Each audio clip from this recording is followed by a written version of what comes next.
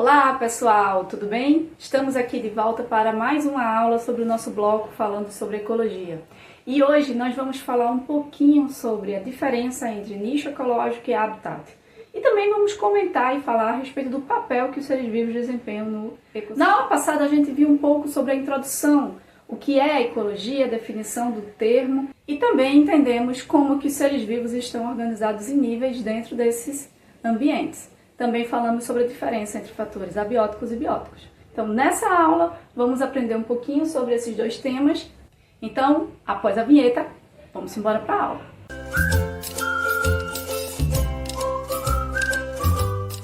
Pessoal, esses dois conceitos, habitat e nicho ecológico, são conceitos muito importantes para quem quer se aprofundar um pouco mais nos estudos sobre ecologia. É o quê? A gente precisa ter muita clareza sobre a diferença desses conceitos, que nem sempre é uma coisa muito simples, muito fácil de entender. Mas vamos lá. You're beautiful. You're beautiful, it's you. O habitat, ele é o local onde o ser vivo vive. Se eu tenho uma onça pintada, vou pegar o exemplo da onça pintada.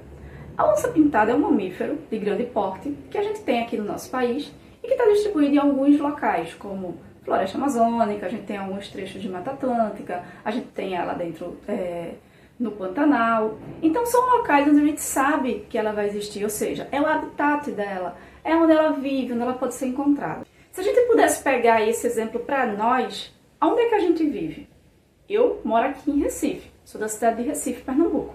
Então, quando a gente fala do habitat pra gente, seria nossa cidade. Então, o meu habitat é Recife, é a capital do estado de Pernambuco, que é onde eu vivo.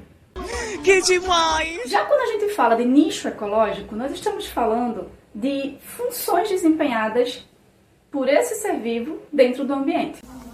É só isso! O nicho ecológico é o papel que aquele ser vivo desempenha. Vamos pegar o mesmo exemplo da onça. A onça, ela vive dentro de determinados ambientes, como nós já tínhamos dito. E dentro desses ambientes, ela vai caçar, ela vai se reproduzir, ela vai realizar as suas funções básicas. Quando a gente fala de nicho, a gente fala praticamente de relações alimentares. Porque os seres vivos, eles têm uma relação uns com os outros e na maioria das vezes as relações alimentares elas se sobressaem pela busca que esse indivíduo vai ter nesse alimento. Então, quando a gente pega a onça pintada, o papel que ela desempenha é de carnívoro. Então, ela é um carnívoro topo de cadeia, ou seja, ela é aquele indivíduo que está lá no topo da cadeia alimentar, não tem predadores naturais e ela vai se alimentar de mamíferos menores. Então, ela acaba desempenhando um papel importante no controle de algumas populações. O nicho ecológico ele vai estar dentro do habitat daquele indivíduo. Como eu falei, eu vivo aqui em Recife, então eu pertenço, o meu habitat é Recife. O meu nicho pode ser onde eu trabalho, por exemplo. Então, o meu trabalho seria o meu nicho ecológico. Vou dar um outro exemplo para vocês. Imagina dois animais que habitam o mesmo habitat. Vou pegar de novo a onça pintada e o mico-leão dourado. Dois indivíduos que representam a fauna do nosso país, a nível mundial. Eles são indivíduos que estão no mesmo habitat. Contudo, eles vão apresentar nichos diferentes. O mico-leão dourado, ele é um macaco, então ele já tem um hábito um pouco diferente, Vive nas árvores, diferente da onça, que também sobe, mas tem um hábito mais de viver embaixo, na terra. Além disso, o mico ele tem uma alimentação onívora, ou seja, ele vai se alimentar de frutos, de pequenos animais, ele tem uma diversidade maior. Já a onça não. A onça ela é carnívora, predominantemente carnívora, e ela vai se alimentar de animais de médio ou de pequeno porte. Então, não tem como o nicho da onça se misturar ao nicho do macaco, do mico-leão dourado. São nichos diferentes, apesar de estar dentro do mesmo habitat. Como eu tinha dito a vocês, o nicho ecológico tem relação com a alimentação, com o papel que esse indivíduo desempenha. Então, quando a gente fala de seres vivos, a gente está classificando esses seres dentro de basicamente três grandes grupos. Os autótrofos, os heterótrofos e os decompositores, que na verdade a gente vai ver que é um tipo de heterotrofia também. Os autótrofos são aqueles seres que produzem o próprio alimento. De forma bem simples, bem direta, é isso. Autotrófos, ou seja, eles têm a própria alimentação produzida a partir das suas próprias moléculas, das suas próprias células, a partir de processos que a gente conhece, o mais conhecido deles, a fotossíntese. Então, eu estou falando de quem, pessoal? Eu estou falando das plantas. As plantas são seres autótrofos que realizam a partir da fotossíntese a produção de glicose, ou seja, a matéria orgânica básica que vai iniciar aí a energia dentro de ecossistemas. Então, todas as plantas, as algas, as cianobactérias são responsáveis pela produção dessa matéria orgânica básica, dessa glicose, que vai ser absorvida por elas para a própria nutrição, para a produção de energia e também vai ser liberada para o ambiente através do processo de alimentação, de a cadeia alimentar que a gente vai ver mais na frente. Os autótrofos também podem ser chamados de produtores, porque eles produzem a matéria orgânica inicial, a biomassa dos ecossistemas, e eles produzem o próprio alimento, né? Em resumo é isso. Então por isso que eles também podem ser chamados de produtores. Já os heterótrofos são os animais, tá? E micro-organismos. Mas falando dos animais, os heterótrofos são aqueles que vão se alimentar, eles vão precisar buscar alimento em outra fonte, eles não têm a capacidade de produzir o alimento a partir das suas próprias moléculas, das suas próprias células, como é o caso dos produtores.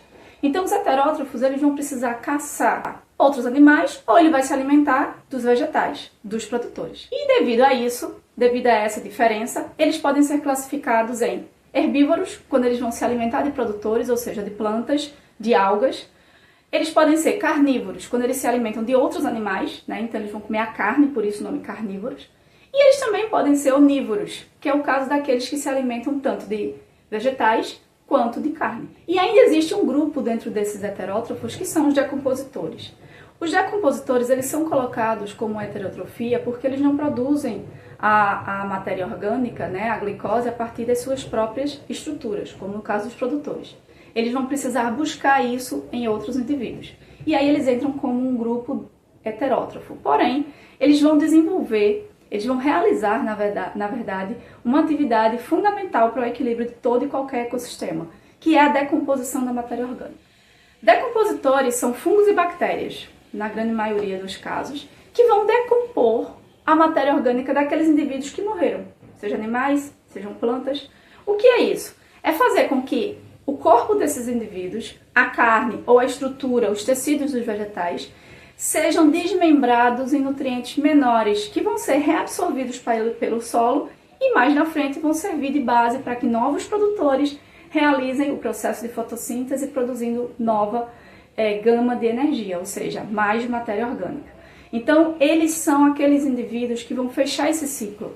Eles vão devolver para o solo tudo aquilo que foi retirado pelos produtores nessa produção inicial. Então, os decompositores eles são fundamentais na ciclagem que os nutrientes têm, ou seja, esse ciclo realizado pelos nutrientes, que vai lá do produtor, passando pelos animais e que precisa voltar para o solo, isso acontece a partir do processo de decomposição feito pelos decompositores. Então, pessoal, em resumo, nós temos, dentro dos papéis desenvolvidos pelos seres vivos, nós temos os seres que são produtores, os autótrofos, nós temos os seres que são heterótrofos, e esses heterótrofos são os animais, que vão se alimentar uns dos outros e também dos produtores, e a gente tem dentro desse grupo os decompositores, que vão realizar a decomposição da matéria orgânica, devolvendo para o solo tudo aquilo que foi retirado pelos produtores, fechando esse ciclo, fazendo o que a gente chama de ciclagem de nutrientes. Espero que vocês tenham gostado da aula. Próxima aula a gente vai falar como que essa energia que é produzida pelos produtores, passa pelos animais, é devolvida pelos decompositores ao solo, como é que essa energia ela flui dentro de estruturas que a gente chama de cadeia alimentar. Então, próxima aula é sobre fluxo de energia. Peço a vocês que, quem não é inscrito, se inscreva no canal, isso ajuda e muito o nosso canal, faz com que a gente possa produzir cada vez mais material de qualidade para vocês e ativa o sininho para as notificações de novos vídeos. Até lá!